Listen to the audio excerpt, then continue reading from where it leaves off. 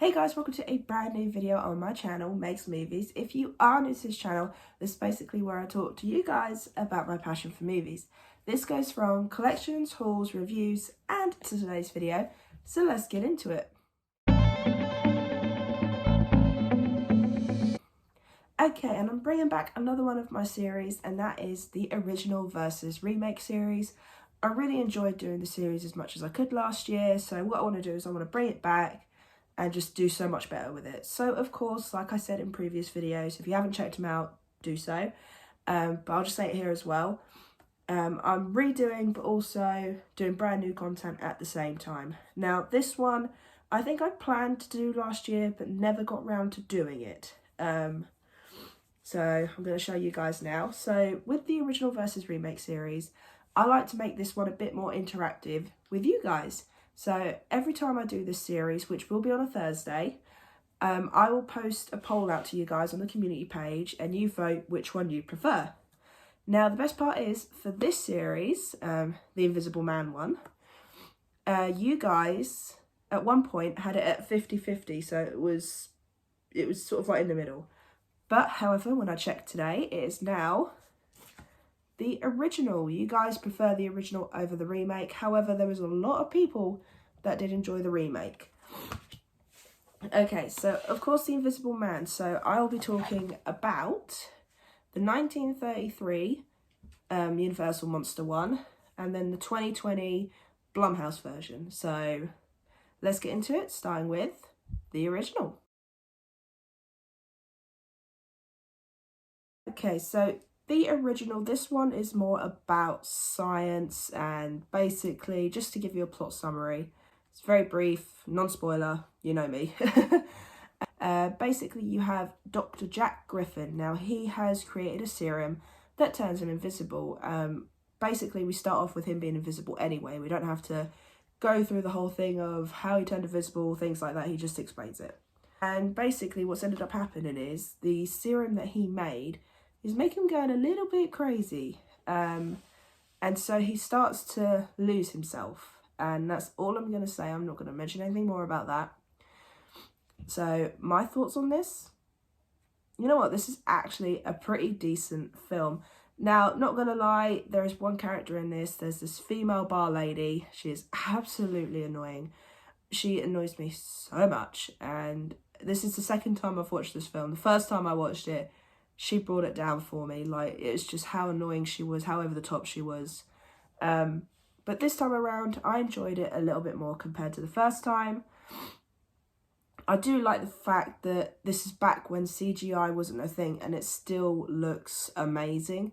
Like how they did the invisibility, how they moved the objects, things like that. Because obviously CGI wasn't a massive thing back then. I don't even think it existed. So the fact they did so well with that, I think, was amazing. I love the fact this is black and white. It's a classic.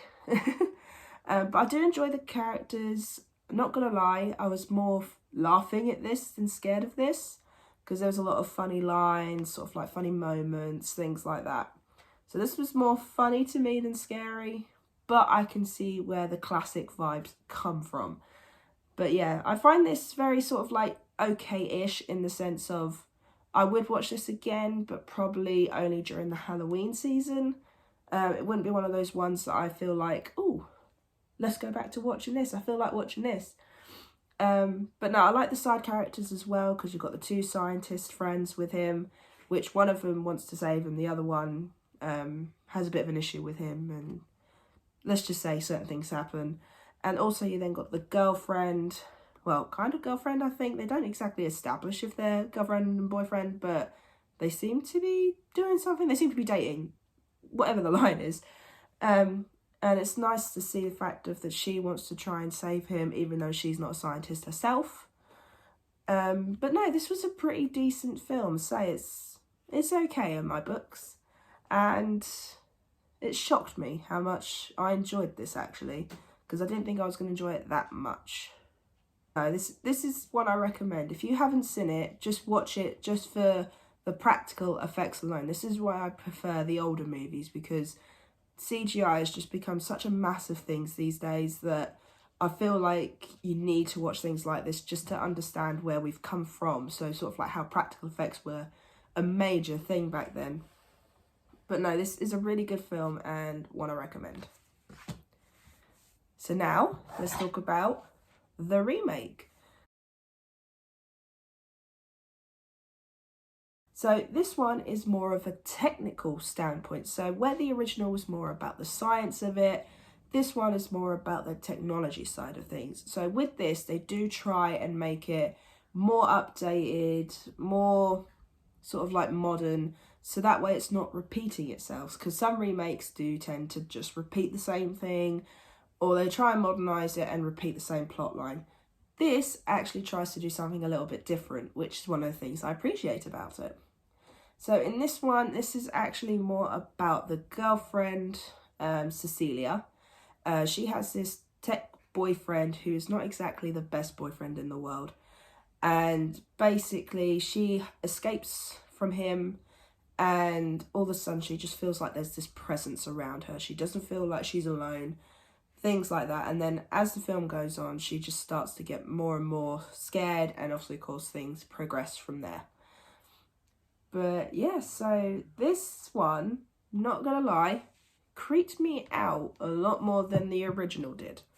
I like the fact that this is technology based, because it does make you think, what the hell, like technology can go so far with things, and I wouldn't be surprised if this was to become a thing in the future. But this was a really good film. The main character, you do feel bad for her because she comes out of this so shaken up. She then feels like she's gotten better, and then all of a sudden it was just, she can just feel this presence. She knew she wasn't alone, and she could feel it. And I think you feel so bad for her. And then of course there's other things like the characters see her going nuts. They don't see her side of things. They just see her going like she's losing the plot. But she sticks to her guns. She doesn't just go, oh yeah, no, it's just me imagining things. She sticks to what she knows. And I think that's really good. I do like the CGI in this, not gonna lie, it wasn't terrible. They didn't overuse CGI either. I like the fact that it was just mainly for the half, near the end of the other half of the film.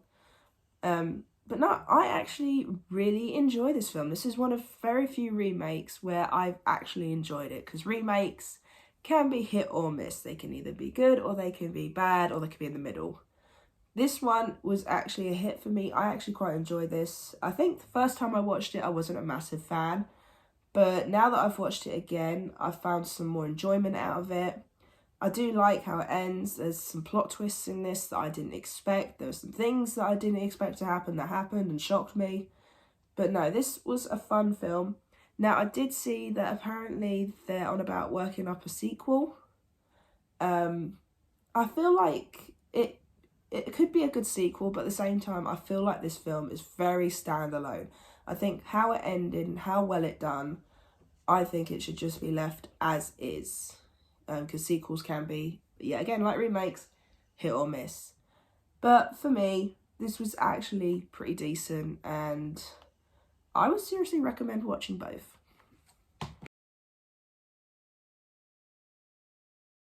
Okay, so which one am I going to choose?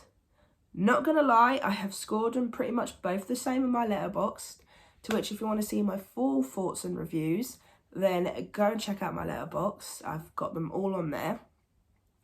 But the question is, which one do I prefer the most? Don't get me wrong, I like the practical effects in the original, but I think with how suspenseful this one was, I am going to go and choose the remake this time around. Who knows, maybe in the future when I give these a rewatch, that might change. Because at the moment, this was a 6 out of 10 and this was a 6.5 out of 10. So you can see how close they were. But no, for me, I am going to choose the remake as my winner. So yes, so that is the first episode of my original versus remake series.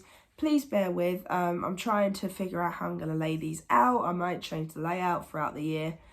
But I'm glad this was the first one. I'm not sure what the next episode is going to be yet. I need to look at what other original versus remakes I could do. But yeah, so I really hope you enjoyed this video. If you did, then do give it a thumbs up. And if you are new to this channel, then go ahead, hit that subscribe button and also notification bell down below to be notified when I post. And also leave me your comments and thoughts on both these films. Did you prefer the original over the remake? Let me know. I'd love to know your thoughts on these films.